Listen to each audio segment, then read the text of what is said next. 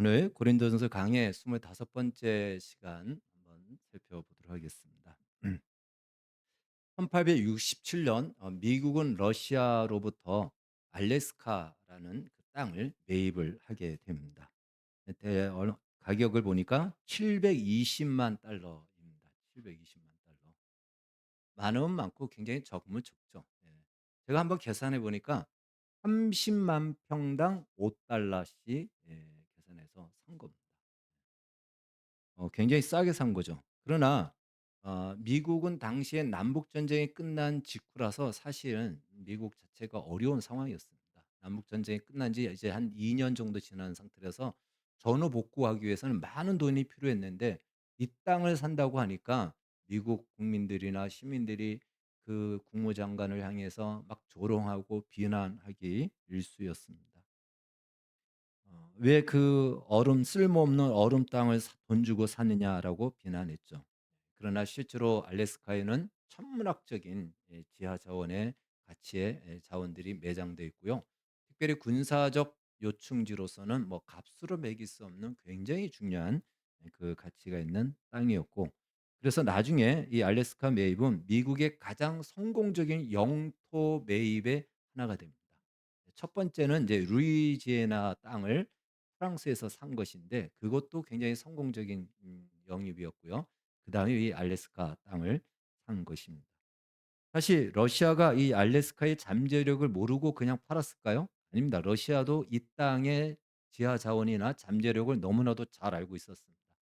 그럼에도 불구하고 그 당시에 러시아가 이 크림 전쟁에서 패전을 하고 영국이 저 알래스카가 이제 그 당시에는 러시아 땅이었죠. 공격을 하니까 그것을 감당할 수 없어서 그 당시에는 미국과 러시아가 우호국이었습니다. 그래서 미국에게 이 땅을 팔게 된 것이고, 720만 달러에 결국 이 땅을 미국이 사게 된 것입니다. 결과적으로 봤을 때 똑같이 어려운 상황이 있어요. 미국도 어려운 상황이었고 러시아도 어려운 상황이었어요. 전쟁이 막 끝난 지 얼마 되지 않았던 것입니다. 그 어려운 중에도 미국은 미래에 투자했던 것이고 러시아는 그 어려움으로 인하여 미래를 잃어버린 결과가 된 것입니다. 자, 우리 신앙생활을 하는 것을 보게 되면요. 우리 신앙생활을 시간과 물질적인 가치로 환산하면 엄청납니다. 매 주일마다 예배를 드리죠. 또 나아가서 수요 예배, 금요 기도회, 새벽 기도회까지 오시는 분들, 오기 위해서 준비하고 와서 예배 드리고 또 돌아가는 시간, 뭐 이렇게 따져 본다면 일주일에도 정말 수십 시간이 예배 생활에 쓰여지고 여기에 소요가 됩니다. 뿐만 아니라 헌금하는 것도 1년 단위로 우리가 이제 기부금 영수증 정산을 하면 수백만 원에서 수천만 원을 이렇게 헌금한 것을 보게 됩니다. 수치적으로 그것은 보여지는 것들이에요.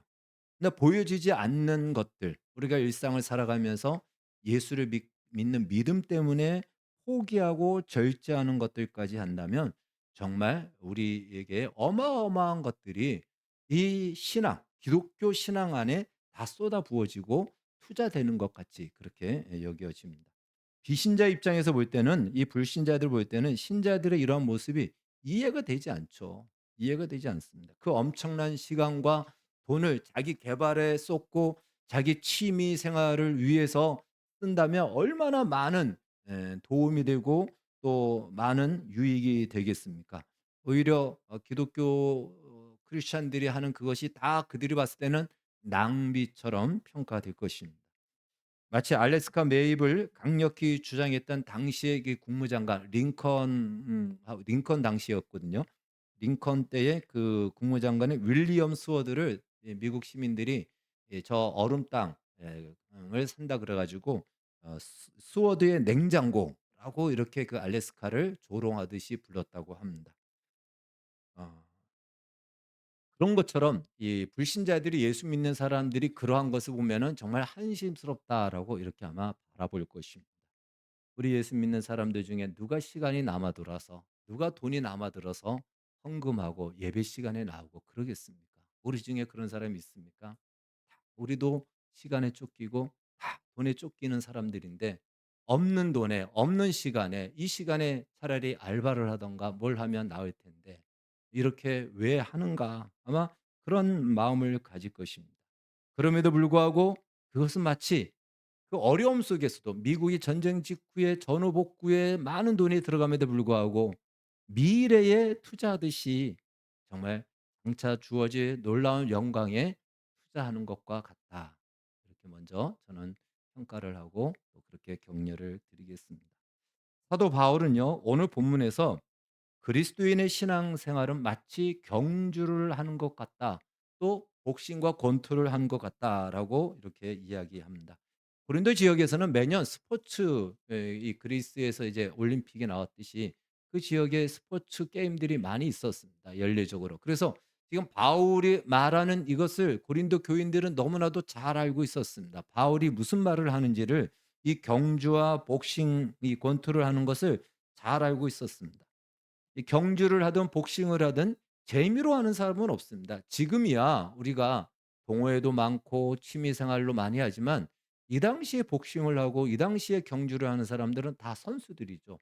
보는 사람들은 재미로 봅니다. 재미로 관람하고 막 내기도 하고 응원도 하고 재미로 보지만 경기의 당사자들은 그 경기를 이기기 위해서 하는 거예요. 우승을 목표로 금메달을 목표로 그들은 운동을 하는 것이고 경기에 임하는 것이지 재미로 하는 사람들은 없습니다. 지금도 우리가 프로들은 전부 다 우승이나 혹은 일반 선수들은 올림픽 금메달을 목표로 그들은 운동을 하고 또 집중하는 것이죠. 자기가 금메달감이 아닌 것을 알아요, 자기도. 그렇지만 목표는 금메달인 거예요.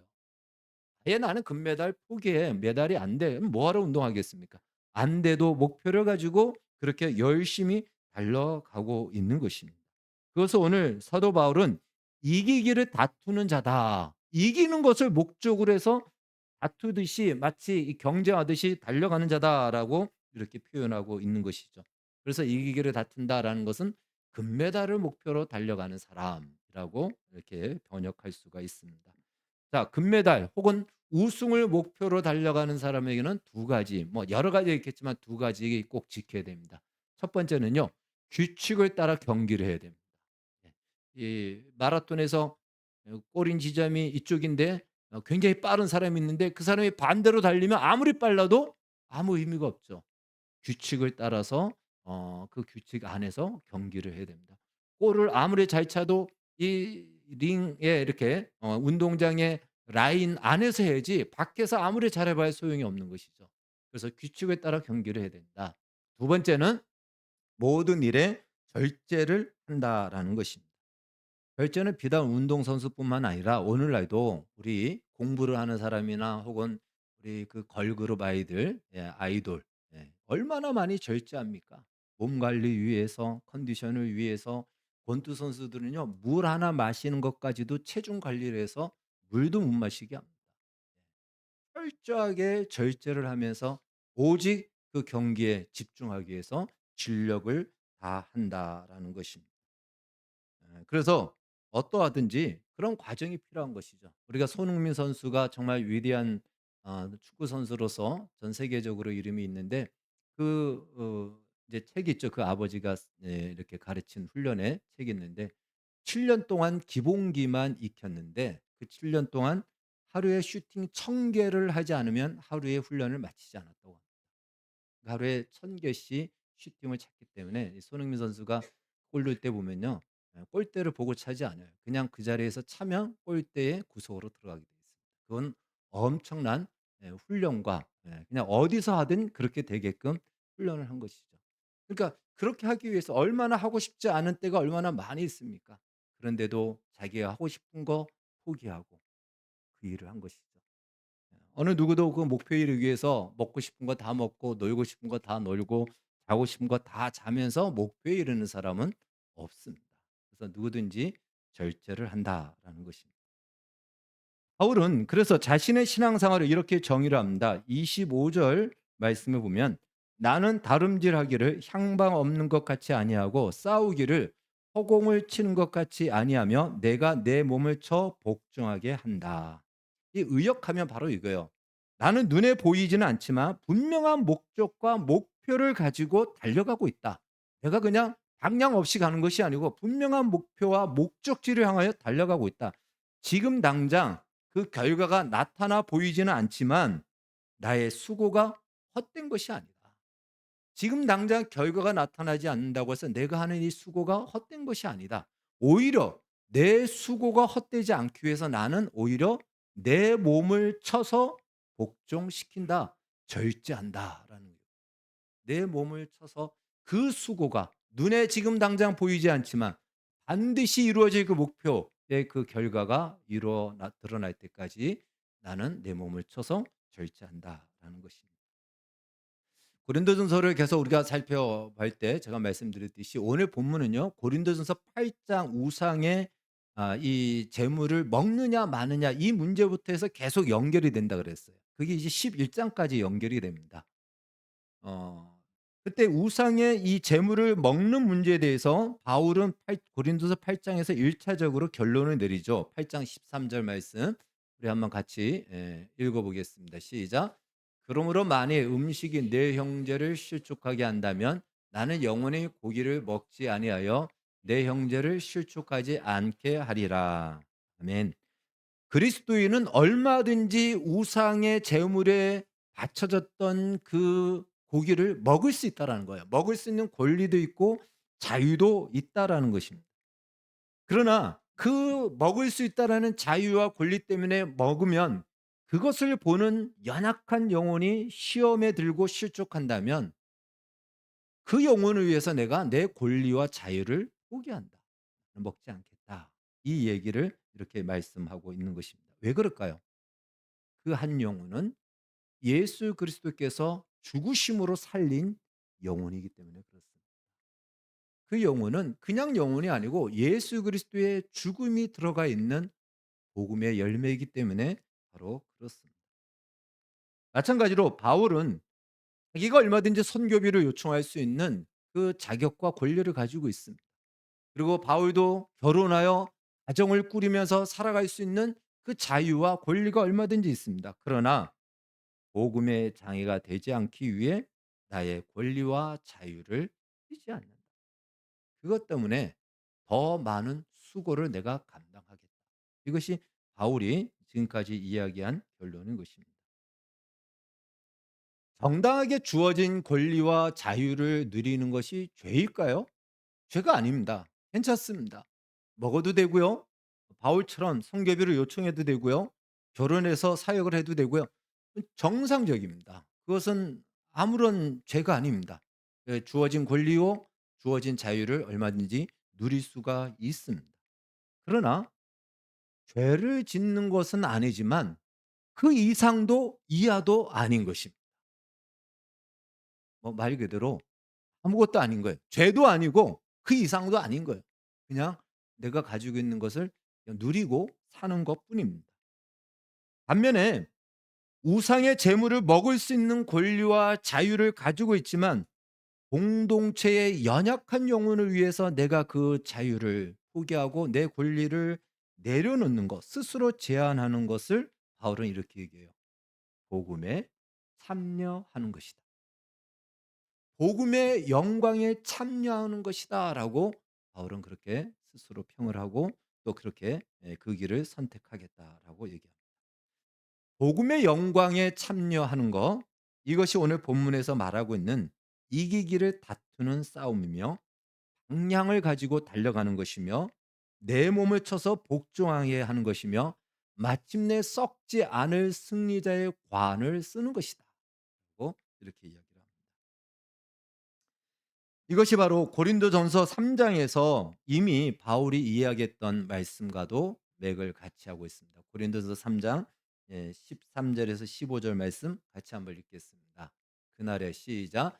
그날에 공적을 밝히리니 이는 불로 나타내고 그 불이 각 사람의 공적이 어떠한 것을 시험할 것임이라. 만일 누구든지 그 위에 세운 공적이 그대로 있으면 상을 받고 누구든지 그 공적이 불타면 해를 받으리니. 아멘. 예. 이 말씀에 근거하여 불타지 않을 공적. 우리가 이 땅에서 살아가면서 사는 모든 삶의 모양들이 있고 삶의 행동들이 있는데 그 모든 것들이 불타지 않을 공적이 무엇이냐면 바로 터가 되신 예수 그리스도 복음 위에 세워진 것들만이 불타지 않는다라는 거예요. 그걸 얘기하는 겁니다. 사도 바울이 자기의 권리를 포기하고 자유를 포기하고 그러면서 내가 수고하는 이 모든 것은 복음 위에 세워진 복음에 참여하는 것이고 복음의 영광에 참여하는 것이기 때문에 이것이야말로 불타지 않을 공적이다라고 이야기를 하는 것입니다. 사실 성경에는요. 신앙의 경주를 마친 사람에게 주어지는 면류관이 예비되어 있다라고 약속합니다. 디모데전서 4장 8절 말씀. 우리 말씀 이거는 외워야 됩니다. 같이 한번 읽겠습니다. 시작. 이제후로는 나를 위하여 의의 면류관이 예비되었으므로 주 곧 의로우신 재판장이 그날에 내게 주실 것이며 내게만 아니라 주의 나타나심을 사모하는 모든 자에게 도니라. 아멘. 이 말씀에 근거하면 이 말씀만 근거하면 내가 무엇을 어떻게 했기 때문에 면류관이 주어진다라고 말하지 않습니다. 물론 사도 바울은 이 말씀 앞에 내가 믿음을 지키고 선한 싸움을 하였다. 이러므로 이제 나를 위하여 면류관이 있다라고 얘기하지만 이 말씀에서는요. 바울이 이렇게 얘기해 자기만이 아니고 주의 나타나심을 사모하는 모든 자들에게 이 면류관은 다 주어질 것이다라고 이렇게 약속합니다. 그러니까 바울처럼 해야지만이 면류관을 받는다라는 것이 아니에요. 만약에 바울처럼 해야 면류관을 받는다 그러면 기독교 역사 2000년 동안 면류관 받을 사람 몇 사람 될까요? 몇 사람 정도 될까요? 네. 손에 꼽겠죠. 네. 바울이 얘기합니다. 나뿐만이 아니고 주의 나타나심을 사모하는 모든 자들 그들이 다 면류관을 받는다. 여러분 면류관 받을 줄 믿으시기 바라겠습니다. 아멘. 네. 다 면류관이 주어집니다. 그러나 그와 다르다면 면류관의 내용을 아느냐 모르느냐. 면류관의 무게가 어떠한지를 아는 사람이 있고 모르는 사람이 있다라는 것입니다. 면류관은 여러 가지를 상징합니다. 이 면류관은요. 이렇게 상징적인 것인데 승리를 상징하죠. 이 승리는 뭐냐면 우리가 죄에서 구원받았고 사단을 이겼다라는 구원받은 것을 승리로 얘기합니다. 구원받았다는 것을 상징하기도 하고요. 천국에 들어왔다라는 것도 상징합니다. 근데 이 모든 것의 공통점은 바로 복음입니다. 우리가 승리한 거, 우리가 구원받은 거, 우리가 천국에 들어온 것은 다 복음 때문에. 복음이 무엇입니까? 하나님께서 우리를 위하여 예수 그리스도를 통해서 이루어 놓으신 결과. 우리는 그 결과만 얻은 거예요. 우리가 기여한 것은 하나도 없습니다. 하나님이 우리를 위해서 다 이루셔서 멸류관까지 씌워 준 거예요. 말 그대로 완전 100% 공짜로 우리는 다 받은 것입니다. 그것이 복음입니다. 그런데 그 면류관, 그 복음이 어떤 과정을 거쳤죠? 빌립보서 2 장에 보니까 하나님이신 예수님이 하나님과 동등된 그 권리를 취하지 아니하시고 스스로 인간이 되어 그 권리를 포기하시고 인간의 몸을 입으시고 스스로 종이 되어 죽기까지 섬기셨습니다. 자신이 가지고 있는 하나님의 자유를 제한하시고 자신이 가지고 있는 하나님의 권리를 내려놓으시고 인간이 되어 무한하신 하나님이 유한한 피조물의 모습으로 오셔서 이 땅에 있는 모든 법칙을 따라 사시면서 마침내 죽기까지 순종하시고 충성하심으로 만들어낸 결과가 면류관이고 복음인 것입니다. 하나님이 차라리 내가 죽으면 나을 뻔할 텐데 하나님의 아들을 내어 주시기까지 그렇게 사랑하신 측량할 수 없는 그 사랑이 만들어낸 것이 면류관이요 복음인 것입니다. 그걸 우리에게 씌워 준다라는 것입니다. 따라서 이 복음 안에는 하나님의 측량할 수 없는 사랑이 담겨져 있습니다. 그 사랑의 범위와 능력이 담겨 있고요. 자유와 권리를 누릴 수 있음에도 불구하고 우리를 살리기 위해서 우리를 구원하기 위해서 그것을 스스로 포기하고 인간의 몸이 되어 죽으신 예수 그리스도의 희생이 담겨져 있고요. 그 아들을 내어 주시면서까지 그 아들을 심판하는 그 자리에 내몰면서까지도 우리를 사랑하신 아버지 하나님의 사랑의 마음이 그 안에 담겨져 있습니다. 복음 안에 우리가 쓰는 면류관 안에 그게 다 담겨져 있다라는 것입니다. 그러면서 예수 그리스도께서는 그 모든 과정을 겪으면서도 생색내지 아니하시고 '내가 이렇게 했다. 너희들 나를 알아줘야 돼.' 이렇게 하지 아니하시고 오히려 그렇게 희생하고 죽어가는 것을 기뻐하며 또 그것이야말로 '나의 양식이요 나의 즐거움이요 내가 존재하는 이유다.'라고 요한복음 4 장에서 말씀합니다. 그것이 무엇이라고요? 우리에게 주어지는 면류관 안에 담겨져 있는 내용이라는 것입니다. 복음이라는 것이. 우리가 써야 될 우리가 장차 받을 면류관은 바로 그 면류관이고 이것을 복음의 영광이다라고 말할 수가 있습니다. 그리고 그 복음의 과정을 실제로 경험하고 걸어간 사람만이 면류관의 무게를 아는 거예요. 면류관의 가치를 아는 것이고 면류관의 내용에 공감하는 것입니다. 그것이 바울이 말하는 썩지 아니하는 승리의 관, 승리자의 관이다라고 말하고 있습니다. 여러분 천국에 가면 분명히 상급이 있습니다. 예, 믿으시죠? 예, 우리는 상급이 있습니다. 근데 우리는 상급하면 당장 뭘 생각하냐면 물질적인 가치로 상급을 생각합니다. 과거 우리 신앙생활이 어려울 때가 있었어요. 일제 식민지 시대나 우리나라가 어려울 때는요. 천국의 상급을 그렇게 생각했어요. 예, 뭐 그렇게 잘못된 것은 아닙니다. 천국의 상급이 금과 보석과 이런 것들로 우리에게 상급을 줄 것이다라고 생각을 했습니다. 그런데 계시록에 보니까요. 천국의 아스팔트가 금으로 깔려져 있다고 합니다. 천국의 건물들이 각종 보석으로 지어져 있다고 합니다. 그러한 곳에서 1kg의 골드바를 상급으로 주는 것이 의미가 있을까요? 바닥이 정금인데. 네. 그러니까 벽이 그냥 온통 보석으로 있는데 뭐 1kg 그 골드바가 오히려 짐이 되지 않을까요? 옛날에는 그것이 우리의 소망이 되었기 때문에 큰 힘이 되었지만 지금은 그렇지는 않을 것 같습니다. 진짜 상급은 무엇일까? 바울은 왜 이 상급을 바라면서 어떤 상급을 그가 기대했기에 바로 이 상급을 바라보고 그 관을 향하여 나가고 있을까? 바울이 말하는 면류관, 바울이 말하는 복음의 영광, 무엇 때문에 자기의 자유와 권리를 포기하면서까지 그 조롱을 받고 비난을 받고 오해를 받으면서까지 누명을 쓰면서까지 그 수고를 마다하지 않았을까? 바울이 말하는 상급, 그것을 보여주는 것이 마태복음 20장의 포도원의 품꾼 비유입니다. 물론 이 말씀을 이 본문을 가지고 별도의 한 시간을 가져야 되겠지만 오늘 내용과 연관해서 우리가 짧게 한번 좀 살펴보려고 합니다. 마태복음 20장에 포도원 품꾼 비유가 나옵니다. 포도원 주인이 포도원을 가꾸기 위해서 인력 시장에 나갑니다. 오전 9시에 나갑니다. 인력 시장에 사람들이 일꾼들이 오죠. 나를 써 달라는 거죠. 그 당시에 인력 시장에 나오는 사람은요. 하루 벌어서 하루 먹는 사람이에요.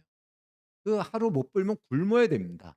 지금이야 우리가 쪼끔은 더 있잖아요. 카드도 쓸 수도 있고. 근데 그때는 그런 게 없으니까 하루 나가서 일당이 안 되면 그 하루를 굶어야 됩니다. 그러니 하루에 나를 불러주는 데가 있다면 정말 '오늘 하루 내가 살았구나.' 그걸로 안심하는 그때죠. 오전 9 시에 나갔는데 사람이 있습니다. 불러서 "포도원에 들어가서 일을 해라. 내가 오늘 하루 품삯 한 데나리온을 주겠다." 그래서 하루 품삯이 오늘날로 얘기한다면 한 10만 원 정도라고 이렇게 볼 수 있겠죠.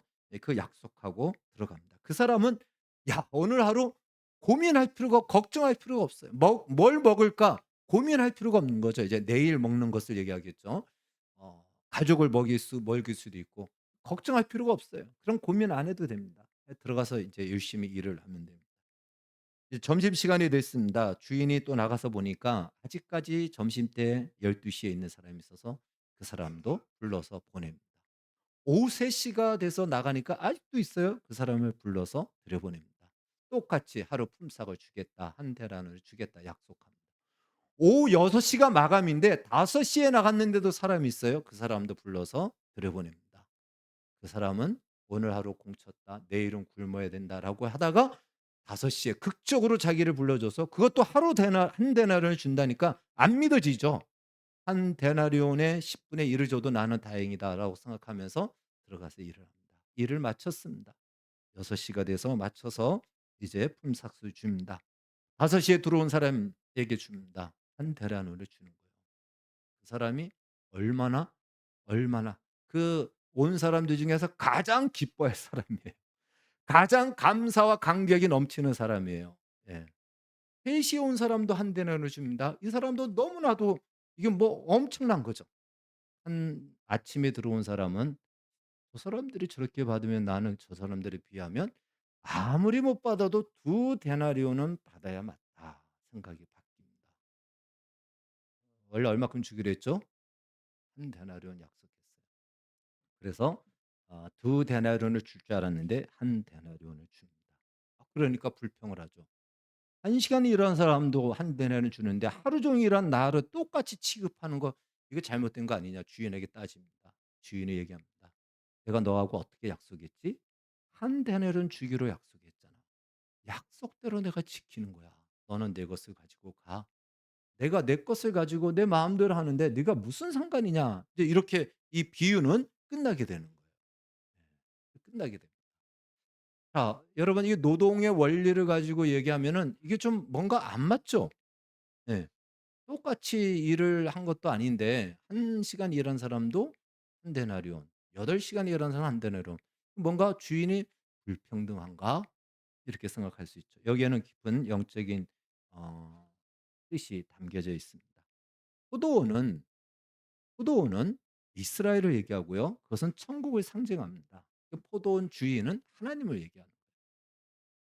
포도원에 들어갔다라는 것은요. 구원받았다라는 거예요. 천국에 들어갔다라는 거예요. 어떤 사람은 오전 9 시에 천국에 들어간 사람이 있고 어떤 사람은 오후 5 시에 들어간 사람이 있습니다. 천국에 들어왔다라는 것을 눈으로 보여주는 그 결과가 무엇이냐면 한 데나리온이에요. 그 천국에 들어온 사람은 다 똑같은 거예요. 아까 말씀했죠. 다 면류관을 쓴다고. 다 면류관을 써요. 맞습니다. 똑같이 한 데나리온을 준 거예요. 예. 그렇다면 여러분 생각하기에 몇 시에 들어가고 싶습니까? 몇 시에 들어가고 싶습니까? 오후 5 시에 들어간 사람은 나이로 따진다면 노년의 예수를 믿은 사람이에요. 오후 3 시는 이제 중년, 오후 12 시는 오전 12 시는 아마 성인이 돼서 오전 9 시는 모태 신앙자들. 예. 그냥 예수를 처음부터 태어났는데 부모님을 믿어서 어릴 때부터 교회 다닌 사람들. 자, 이렇게 비유할 수도 있고요. 시간적으로. 또 오전 9 시부터 들어와서 포도원에서 일한 사람은요.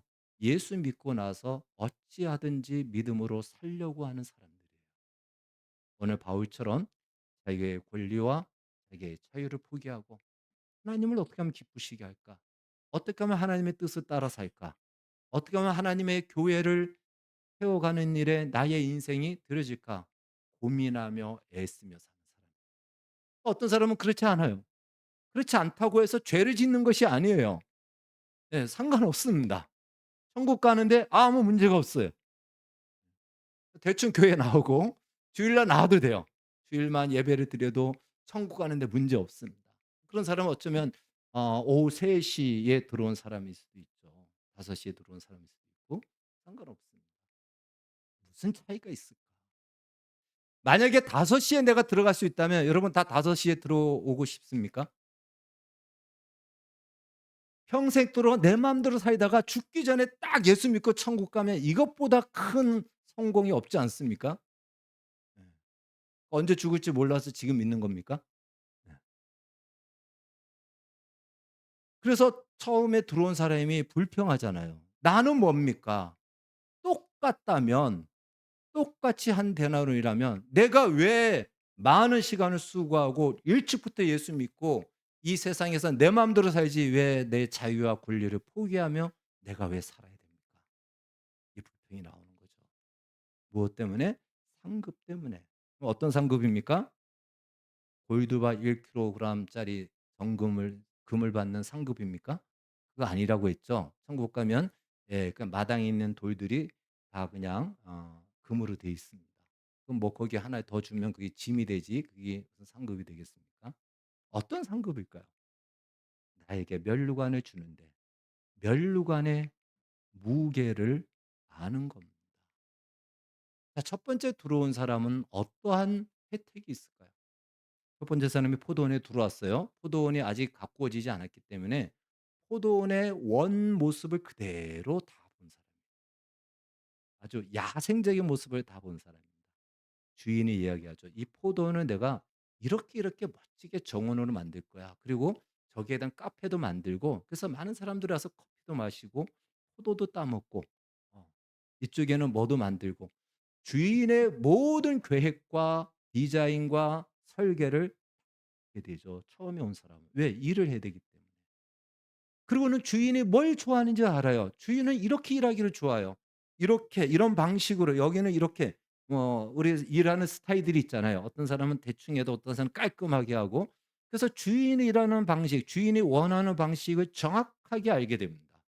아, 그렇게 하면 안 되고 이렇게 몇 번 반복하다 보면은 '아하, 주인이 이런 방식을 좋아하는구나. 이런 스타일을 좋아하는구나.' 그래서 주인이 원하는 대로 만들어 갑니다. 어느덧 나도 모르는 사이에 주인의 생각을 내가 갖게 되고 주인의 마음을 나도 갖게 되면서 내가 주인의 주인처럼 주인의 마음을 닮아가게 됩니다.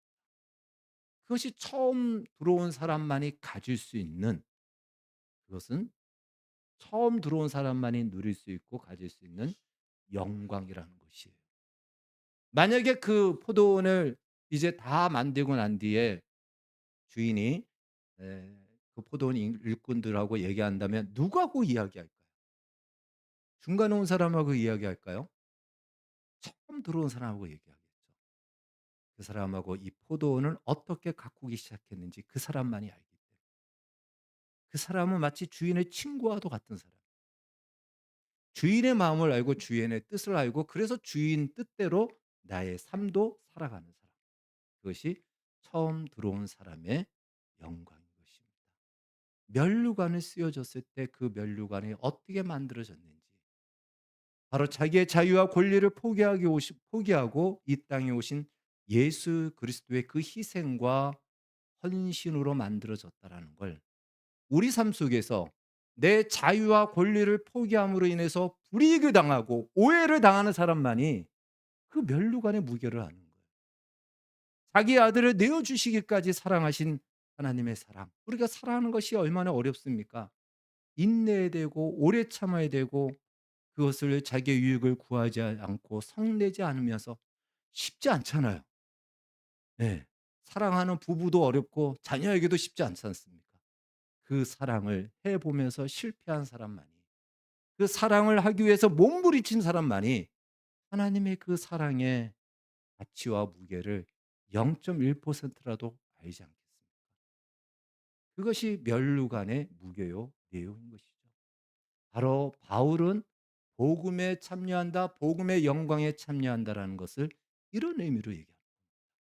그것이야말로 예수 그리스도의 그 영광이에요. 계시록에 보면 나중에 우리 모든 면류관을 다 누구에게? 어린 양이신 예수님에게 다 내어 던진다 그래요. 드린다 그래요. 지금은 그런 장면이 많이 보이지 않지만 전에는 대학 졸업할 때 학사모를 누구에게 쓰여졌습니까? 어머니에게 쓰여졌거든요. 그 의미가 뭡니까?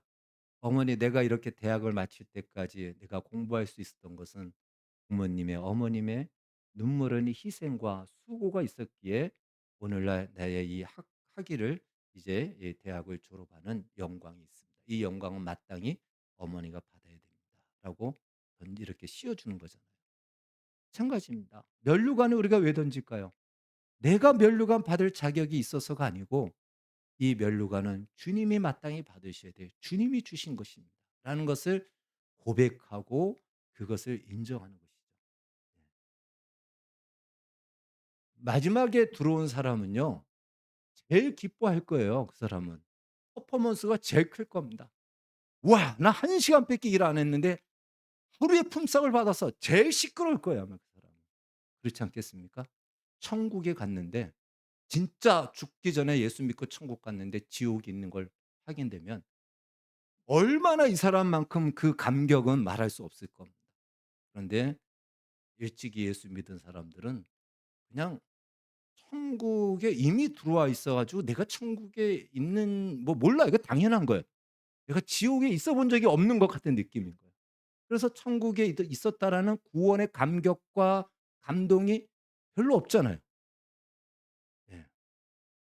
이 박은하 집사님 있습니까? 별로 없죠? 예. 모태 신앙자들은 별로 없어요. 왜? 이게 당연하니까. 그냥 그 안에서 내가 살았으니까. 예. 그러면 막 들어온 사람은 감격하는데 나는 감격이 없고 '이게 뭐지?' 뜨뜻미지근한 그런 느낌을 받아요. 그런데 그 감격과 감동도 물론 귀하고 아름답지만 우리에게 주어진 기회는 무엇이냐면 그 사람은 그것밖에 없습니다. 우리에게 주어진 기회는 무엇이죠? 그 주인의 마음을 아는 그 심정에 참여할 수 있는 기회를 주신 것입니다. 5 시에 들어온 사람은 주인이 누군지 알까요? 5 시에 들어오니까 뭐 하죠? "이제 연장 정리해라. 이제 오늘 하루 마친다." 연장 정리하다 끝났어요. 주인이 어떤 성향을 가지고 있는 사람인지 어떤 생각을 가지고 어떤 뜻을 가지고 있는지 하나도 모릅니다. 한 데나리온 받은 것만 감사. 그런데 아침부터 들어온 사람은 주인에게 혼돈하고 그렇게 하지 말라고 했는데 "왜 그렇게 하냐?" 혼돈하고 그러면서 지도도 받고 또 그러면서 또 잘 가다가 또 자기 방식이 나오면 또 혼돈하고 그런 과정 속에서 무엇이 생길까요? 깊은 교제의 끈이 생기고 주인이 종을 알고 그 품꾼을 알고 일꾼이 주인을 아는 거예요. 주님을 알아가는 거 주께서 얼마나 우리를 사랑하시고 그 사랑을 위해서 얼마나 희생하셨고 그것을 위해서 얼마나 많은 수고를 감당하셨는지 아는 거. 그걸 알기 때문에 그 마음을 품고 사는 것. 그것이야말로 영원한 승리의 관이요 영광이 될 것입니다. 우리에게 주어진 시간 그런 기회로 삼으시고 사도 바울이 나의 권리와 자유를 쓰지 않는 것 바로 복음의 그 원리를 따라 살아가는 그것이야말로 그 영원한 영광에 참여하는 것임을 기억하여 너희도 이와 같이 상을 받기 위해 부단히 달려가라는 오늘 바울의 권면을 따라 올 한 해도 이 부르심의 상을 향해서 멈추지 마시고 달려가는 한 해가 되기를 주의 이름으로 축원합니다. 기도하겠습니다.